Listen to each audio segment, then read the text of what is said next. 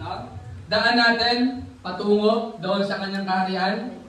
Ito ang katotohanan at ito rin ang nagbibigay buhay.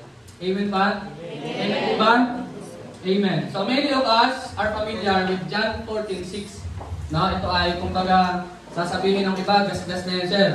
No? But this is our theme, ano? For our National Bible Month. I am the way, the truth, and the life.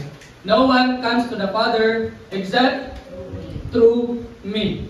So, ito po, no? Itong salita ng ating Panginoong Jesus, no? Na lagi nating napapakinggan, lagi nating memorize, no? During Bible Month or sa mga celebration natin sa ating church. Ito po ay nangyari, no?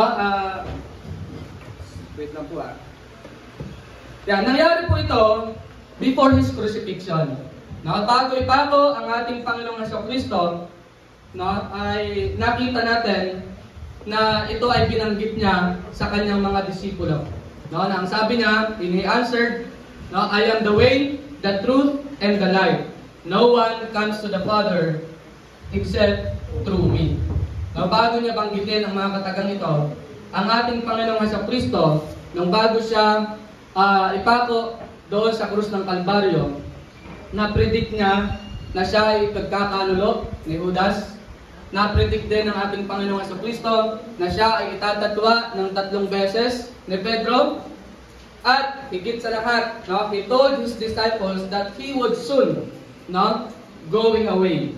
No, pero ito na nga yung tanong. Kaya nag-come up dito sa sagot na ito. Kaya ang sagot ng Panginoong Jesucristo ay John 14:6.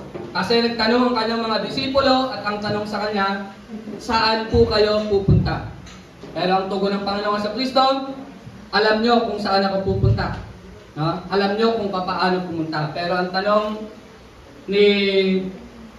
ng isang disipulo niya, si Thomas, no, one of his disciples, ang tanong, paano po kami makakapunta sa inyong paroroonan kung hindi po namin ito alam?